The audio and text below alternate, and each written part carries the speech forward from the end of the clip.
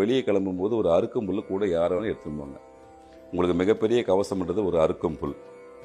நான் நிறைய நீங்கள் தெருவில் போகும்போது பிள்ளையார் கோயில் இருக்கும், அதை மூடி வச்சிருந்தாலும் பரவாயில்ல, நின்று ஒரு முறை வணங்கிட்டு போங்க. உங்களுக்கு பொருளாதாரம் கொஞ்சம் நல்லா இருந்துச்சுன்னா சிதற தேங்காய் போட்டு போங்க, ரெண்டாக உடச்சி வைக்காதீங்க.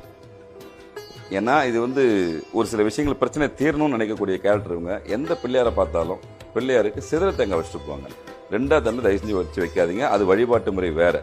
இப்போ நீங்கள் சொன்னீங்களா கண்டிச்சு, இப்போ ஒரு வேலைக்கு போக போகிறீங்க, கொஞ்சம் பொருளாதாரத்தில் மேலே வரீங்க, மற்றவங்க பார்க்குற அளவுக்கு ஒரு விஷயம் இருக்குது, என்னடா திடீர்னு இவர் வளர்ந்து போகிறான்னு சொல்லிட்டு உங்கள்கிட்ட சொல்லனாலும் மனசளவில் ஒரு பொறாமை கொண்டு இயல்பாக வந்துடும்.